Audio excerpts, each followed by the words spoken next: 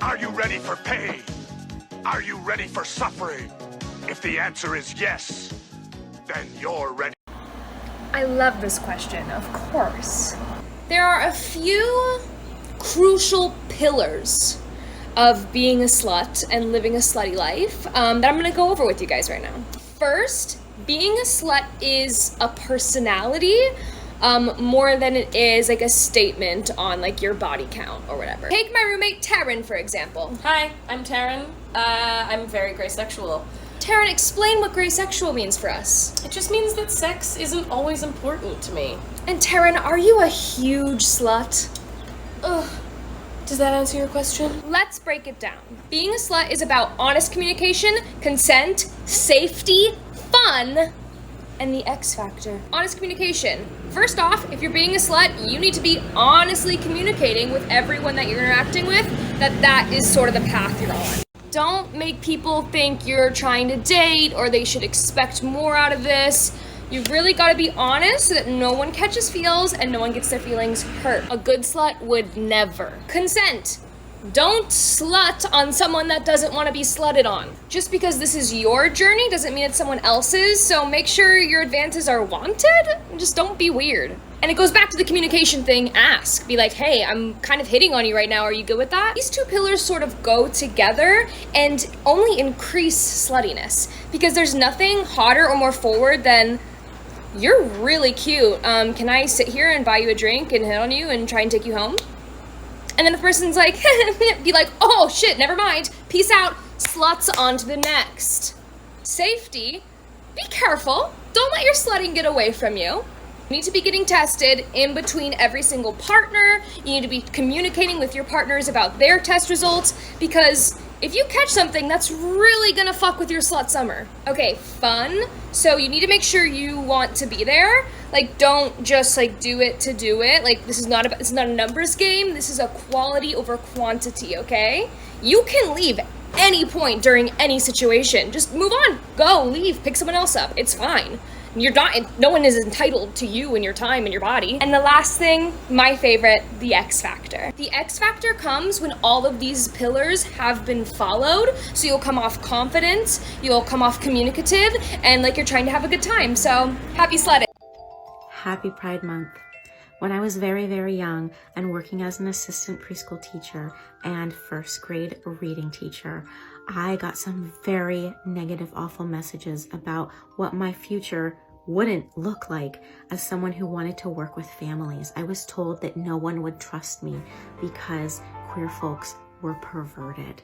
And I spent some years working as a caregiver for elderly folks because I just wasn't sure that anyone would want me around working with their children or their families. So this message for this Pride is to say that yes, I have come a long way and I have been able to trust the work that I do with families and to trust people. But I really want to make sure that you, if you are an ally for anyone who is othered, that you show up to every place where your children are and make sure that it is known that you celebrate diversity and that you love everyone and welcome them. Hey, this is a not-so-friendly reminder that if you don't support neopronouns, you need to unfollow me. I do not want you here. Your presence is not wanted. Go away. Block me for all I care. I don't want you here. Not that I'm shocked, but, Marjorie Taylor Greene's entire defense was that stuff was in her past and it shouldn't matter now. It was before she ran for Congress and it shouldn't matter now, right? Yet they used George Floyd's past against him. Trayvon Martin's past against him. Sandra Bland's past against her. So when you're black, your past is a good enough reason for police to shoot you and kill you. But when you're white, it is not a good enough reason for you to be kept out of Congress. And that, my friends, is white privilege. Something tells me real women strongly dislike effeminate men. Let's bring back masculinity. Hey there, bud. Why don't you and I have a conversation? Because I'm pretty sure the thing that women are sick of is having their gender equated with weakness.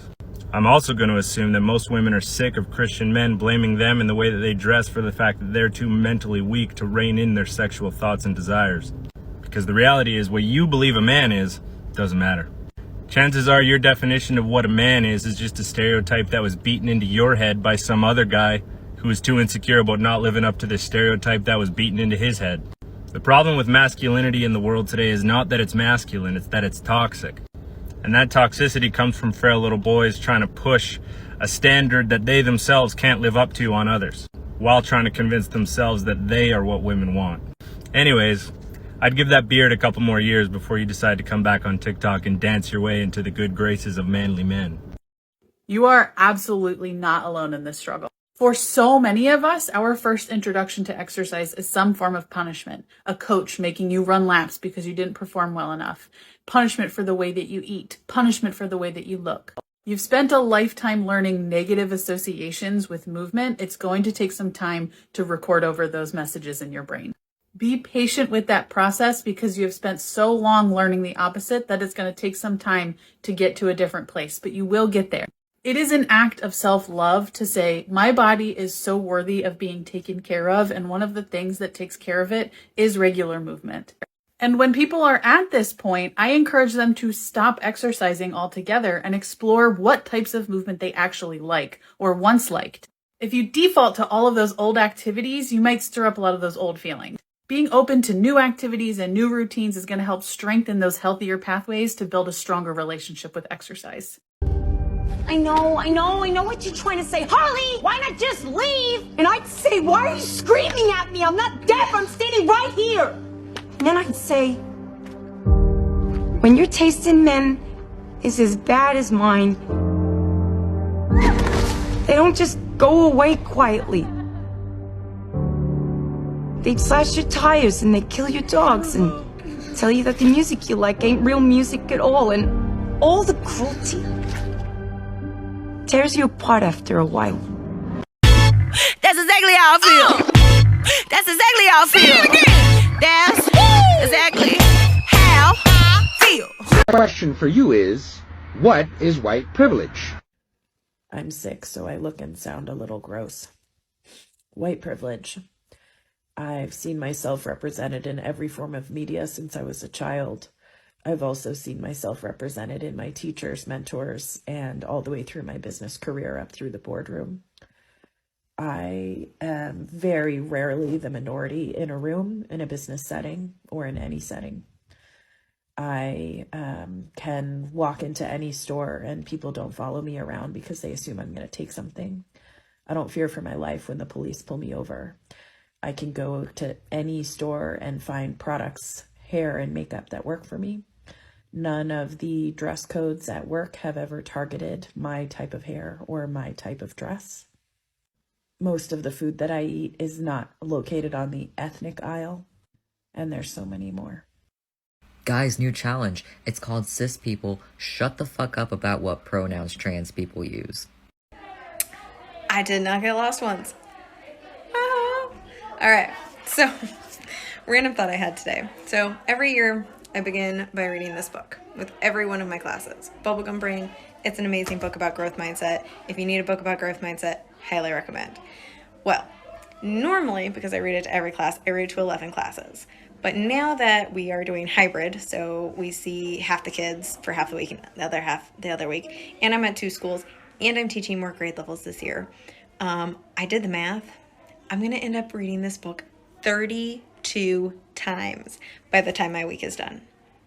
32 times reading the same book. Like literally that's all I'm doing this week is reading this book every single day to every single class. I think by the end of the week I might have it memorized. Probably.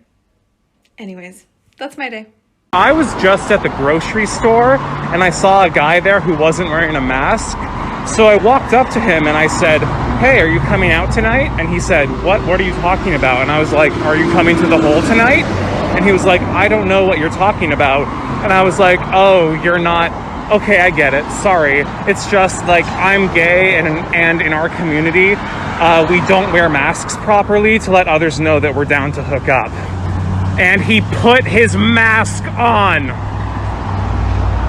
That's how we win this game, guys. We gotta use the toxic masculinity against them. What's something that people glamorize that's actually just extremely toxic? Weight loss. In this diet culture we live in, we celebrate weight loss, like the before and after pictures, the thin idealization, the celebrity weight loss transformation stories. I don't really need to tell you, we all live in this diet culture. And before you say, oh, so wanting to be healthy is toxic, because I know there's going to be a lot of that going on, get your facts right and look at the research. The pursuit of weight loss is unsuccessful for up to 98% of people. And of that 2%, how many have eating disorders? Is that healthy? The pursuit of weight loss is actually associated with weight gain and yo-yo dieting, which is a predictor of poor physical and mental health. Secondly, when we celebrate weight loss, we demonize fat and bigger bodies. Why do you hate fat bodies so much? Look into your own fat phobia and thin privilege.